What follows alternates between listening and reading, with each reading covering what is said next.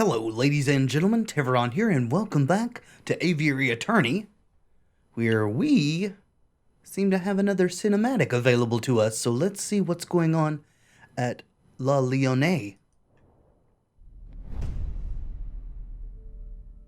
Ooh. Friar Remus and an unknown lioness? Is the room to your liking, mademoiselle? Don't call me that. Oh, my apologies, madam. But what are your thoughts? Is the room suitable? It's dark, cramped, and more than a little macabre, but it will do. Excellent. I have hired private security to guard the entrance 24 hours a day. Rest assured, your weapons are safe. Beaumort. Beaumort. That second to last letter looks like an R and not an N? Tell me, Friar, are we doing the right thing? Of course we are, madam. There cannot be a change without bloodshed. No revolution without revolution. Surely you aren't having second thoughts? Of course not. I want nothing more than to serve justice to the corrupted rulers of this country. When the time comes, I'll be the one to pull the trigger. Well then, certainly more information. How did the lioness become involved with the wolves? So,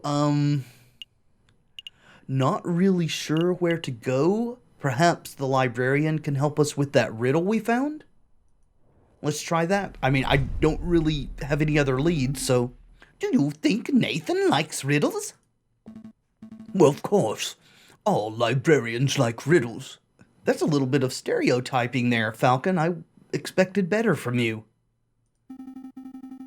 Seems like a bit of a stereotype, that's all I'm saying. Me too, Sparrowson. Glad to see that we're on the same side here. Stereotype or not, we have to hope that it's true.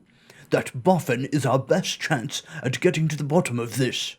Is boffin a synonym for buffoon? Never heard of that word before. Sorry, I'll get to you in a second, Sparrowson. Let's look that up. I would like to know the meaning. Okay, it is not a buffoon. Boffin is a British term for a person engaged in scientific or technical research. So, cool. You learn something every day, right? Or at least we should strive to. Time to put on our polite faces. Here he is now. Good day, Dromio and Dromio. Why, good day, monsieur. It's a pleasure to see you again on this fine day. Tell me, kind monsieur, do you like riddles? Of course. Here's one for you, messieurs. What has 2 mouths and 4 eyes, yet talks twice as much as it listens? Point taken.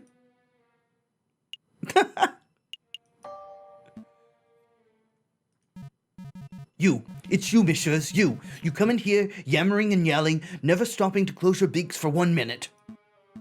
Oh, very good, monsieur. Laugh, Sparrowson. We need to get into his good books. What was that? Sorry, I can't fake laugh. Oh, mon Dieu. Stop this farce. You messieurs obviously have some inane riddle that you want solving. So let's hear it. Go on, spit it out. Oh, right, well, if we were to say that there is a place called the Sleeping City in Paris, where would it be? That's a new one. The Sleeping City. Got it. Really? Of course, the riddle was trivially easy. There are plenty of locations that could be called a sleeping city, but only one place earns that title in Paris. Oh, and where would that be? We know the answer, of course. Obviously, we're just fact-checking to make sure that you got it right. Think it through, messieurs. What kind of city is only inhabited by those who sleep all day and night? Catacombs. A crypt of some sort. I got it! Spain! Don't be daft, Sparrowson. Spain isn't a city. But perhaps the monsieur is referring to the capital of Spain, Madrid. Nice sleepy space. He said it was in Paris. Spain? Madrid? You two are remarkably dense, aren't you? Apparently, but we still love them. Sleep is a metaphor. Actually, it's one of the oldest and most powerful metaphors in the history of literature. It symbolizes death itself. The sleeping city obviously refers to the city of the dead, a necropolis. Think, messieurs, think. Use your puny avian brains. Do we have any necropolises in Paris? Yes. A very vast and extensive one. Of course, the catacombs, the winding tunnels of the dead that lie beneath our very feet. Very good, monsieur. That's the first semi-intelligent thing that you've managed to say all day. You have more questions, don't you? Oh, yes. Tell us about the catacombs. Can you give us a brief rundown on the history of the catacombs? The cemeteries of Paris were overflowing by the end of the last century. It was a mess from what I hear. To create space, King Louis XVI ordered for old skeletons to be excavated and put into the unused mine tunnels that lie under the city. So, with a little renovation and many years of hard work, the mines were successfully turned into a subterranean mausoleum. So, it's basically a grave for a few thousand skeletons. Millions, more like. Don't underestimate the size of the tunnels, messieurs. They run for miles and miles. How can we get in? I know that the bourgeois like to tour the catacombs, don't they? Correct. It was quite the bourgeois tourist hotspot for some 20 years ago. But if you were hoping to pay a visit, you're too late. The church had all the entrances sealed fairly recently. Why would the church do that? Believe it or not, they considered the turning of a mausoleum into a tourist attraction to be in poor taste. Oh, right. They shut down all the entrances? Really? Surely there must be one or two left untouched. If there is such an entrance, it is not public knowledge. I see. That's all. Thank you, Nathan. You've been a great help. I think we're done here for now. Thank you for your time, monsieur. Good day. If the sleeping city really is the Paris catacombs, then there must be some way to get in. An underground tunnel network would probably be connected to the city sewers, right? There may be an entrance under Notre Dame. That's where that friar was at, wasn't he? And there may be a hidden entrance under Notre Dame Cathedral. I mean, that is where we found the friar, after all. So, we just need to find the right manhole and boom! We're in spooky, scary skeleton town. That's a good idea. Or maybe it connects to the Seine. Perhaps some swimming is in order. You two dunces are going to get yourselves killed. If you really wish to visit the catacombs, you would be best off asking those responsible for the closures. The dead people? No, the church. Preferably not that friar, unless you can convince him you're wanting to join his cause. The church, monsieur. The church would know if any unsealed entrances still exist. Oh, right. Perhaps we should get Cocorico or Valerti to help us in this endeavor. They would have more pull for that sort of thing, wouldn't they? So to ask the church, the only place we really have that we can do that is Notre Dame. Let's go.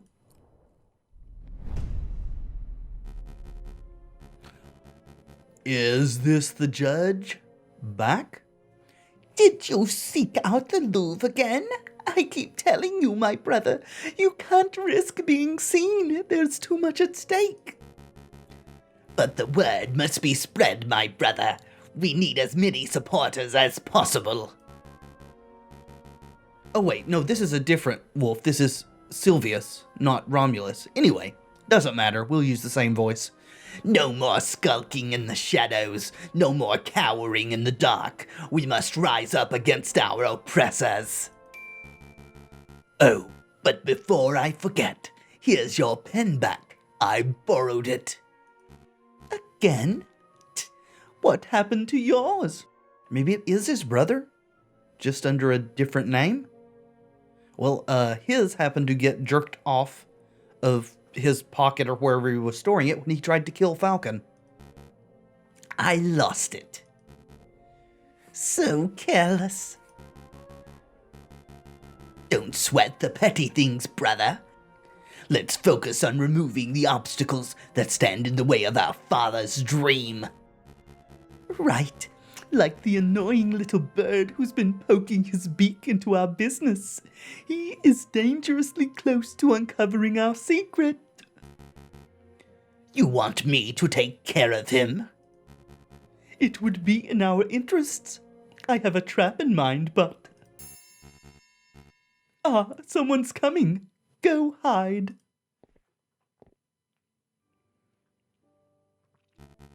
Ah, my brothers have returned. What can I do for you today? A confession, perhaps?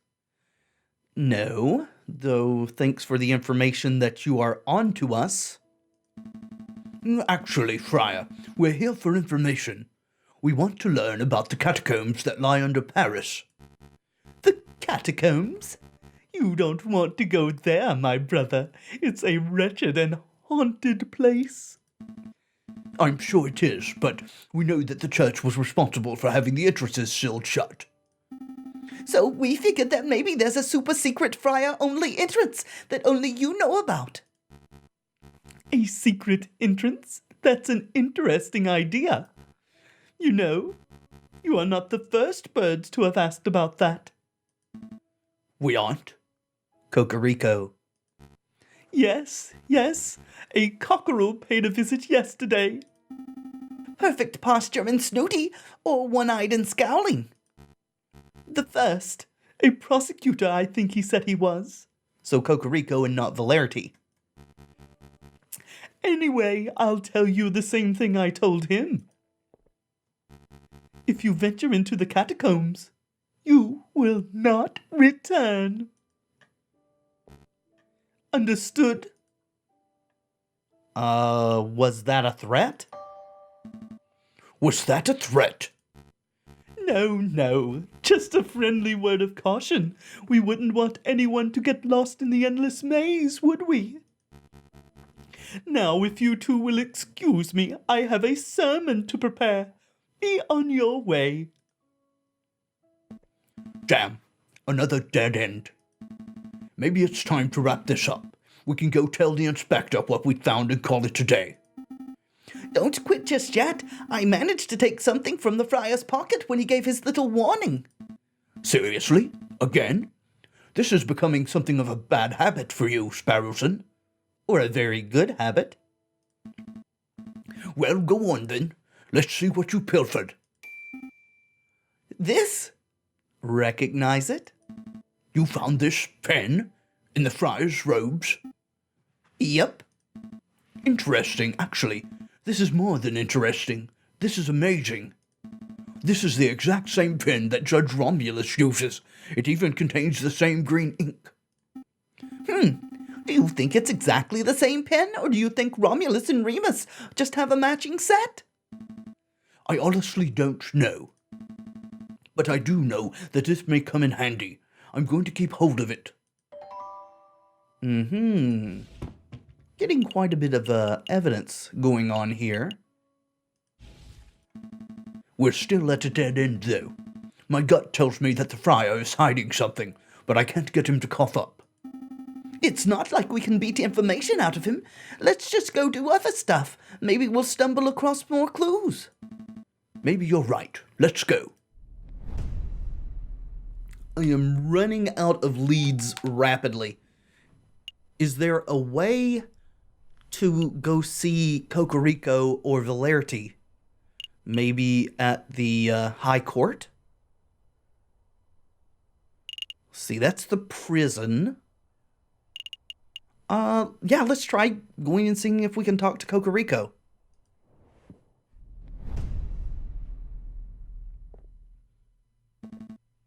Ah, Judge Maxime. Oh, hello, Monsieur Falcon, and, Bluebirdton. Sparrowson. Right, Sparrowton. Your Honor, we heard that you had an accident with a flight of stairs. It's good to see that you're back on your feet. A flight of stairs? Oh no, I was actually assaulted, if you can believe that. I can believe it.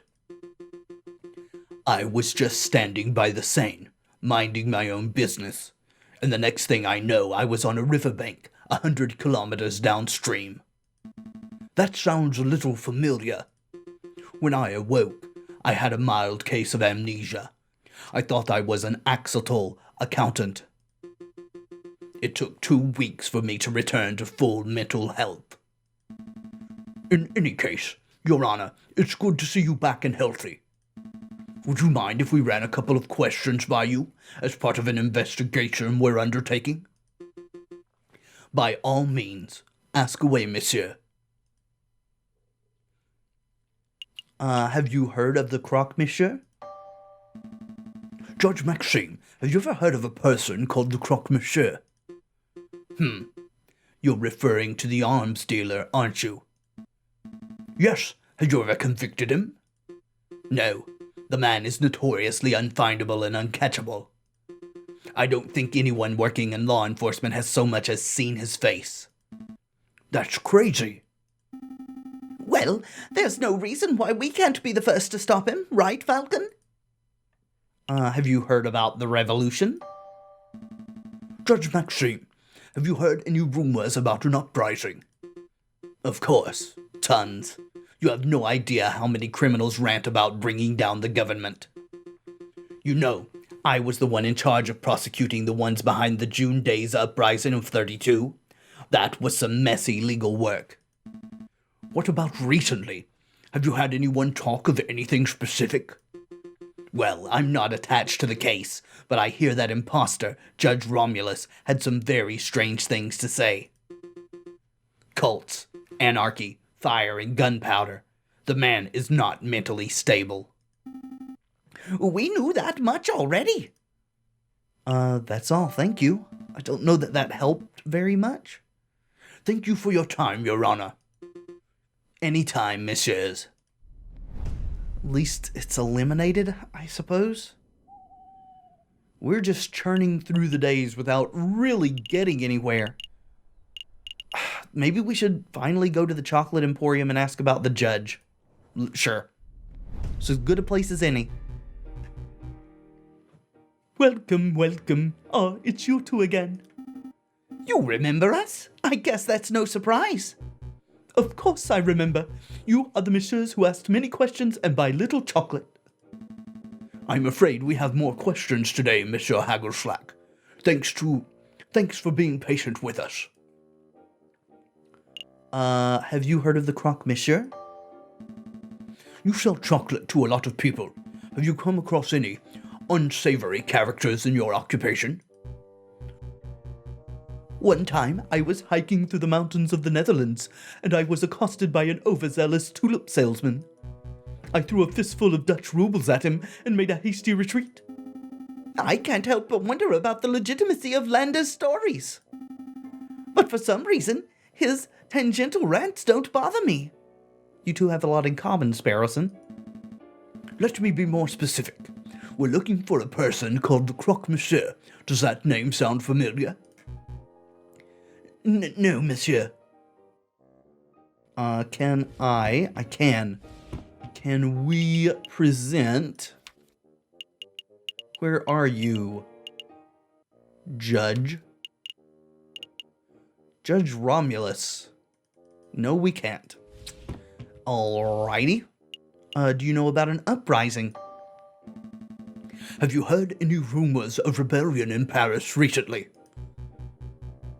Why, monsieur, there are always rumors of rebellion in Paris. The citizens whisper in the shadows. The bourgeois cower in fear. Yes, but have you, personally, heard anything specific? No, monsieur. Okay, goodbye. I suppose we're done here. I guess it was a little silly of me to look for intel about a rebellion in a chocolate shop. Perhaps I could help you with something else, monsieur. Like what? Well, you may have noticed that this is in fact a chocolate shop. I am of much better service as a chocolate salesman than a rumor monger. Of course. I'm guessing we could have used this for bait with the kingfisher? Sure. Can you give us a recommendation? I'm looking to buy a box of chocolates for a friend. May I have a recommendation? Could it be? Oh, Sparrowson. My dear, sweet little Sparrowson. I don't think it's for you. Am I the friend, Falcon? Is this gift for me? Certainly, monsieur. If you're looking for something romantic, then perhaps an elegant heart-shaped selection from Tuscany would suit you. Romantic, you say? I don't feel that way about you, Falcon, but how could I decline such a scrumptious gift? No, that wouldn't work.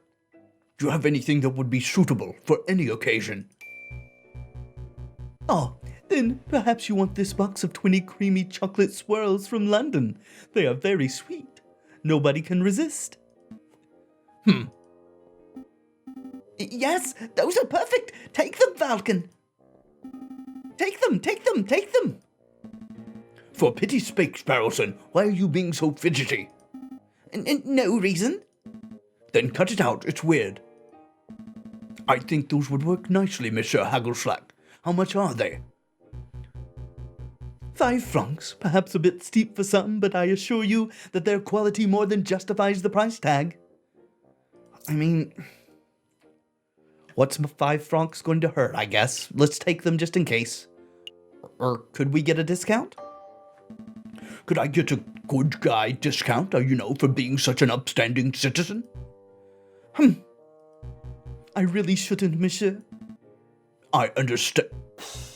Just kidding, of course you can. How about I give you these for free as a token of Belgian generosity? Really? Of course, because you are such wonderful customers. We are?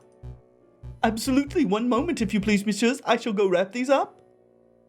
Well, how about that?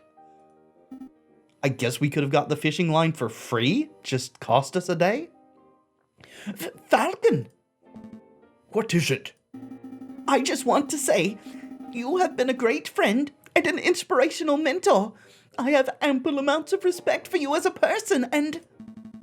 You do know that these chocolates aren't for you, right? Oh.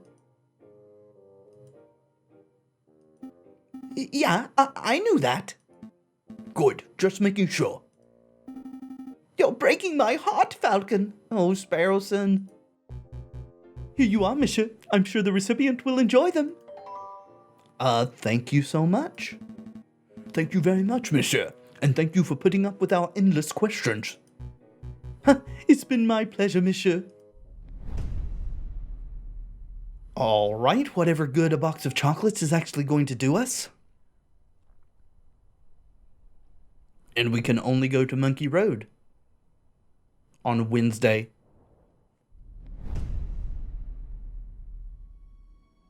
What is going on? There he is.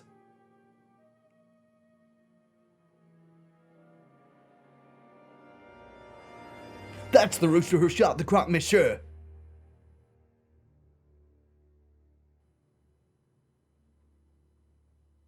Is that Cocorico? I think we're getting close to unraveling this whole rebellion nonsense.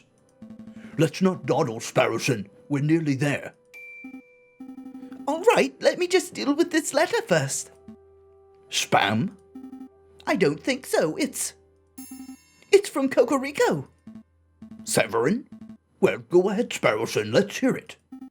JJ, if this letter reaches you uninterrupted, then it means that I have been captured or killed by the rebels. What? Last evening, the inspector gave me a tip-off of a midnight trade between the rebels and the croque monsieur on Rue des Marmosettes. I intended to watch from the shadows, but I know that such a mission is a dangerous one. Wish me luck. If this is the last correspondence you'll ever hear from me, then I suppose I should end on a positive note. Falcon, You are a good friend and an excellent lawyer. I'm sorry for belittling you all these years. Kind regards, Severin Cocorico. Yeah. Is this for real? There's no way. This letter has to be some sort of setup. It's Severin's handwriting. Where do you think he is? I don't know. Why would he go alone? I don't know. But we have to go help him, right? I mean, if that trade was at midnight last night and it's 10 o'clock now, he might still be okay. Maybe. I don't know. Come on, Falcon, pull yourself together. We've got to act fast while there's still time on the clock. I mean, we don't know that there is still time on the clock. Sparrowson, I have a bad feeling in my gut. Well, yeah, me too. This letter is terrifying stuff. No, you don't understand. I know that if Severin isn't already dead now, he very soon will be. And there is nothing that we can do about it. What are you talking about? You don't know that. I do. I am certain. We've messed up. We've missed something. We've overlooked something vital, and now Severin's fate is sealed. You're spouting defeatist nonsense. Come on, Falcon. Let's go visit Rue de Marmosets. We might find a clue. Well, this is certainly getting tense, isn't it? But the fate of Severin Cocorico will need to wait until the next episode. Thank you so much for watching. I do hope you've enjoyed the video. If you have, let me know in the comments and by leaving a like below. And of course, subscribe if you'd like to see more in the future. I have been Tevaron, and until next time, friends, be excellent to each other.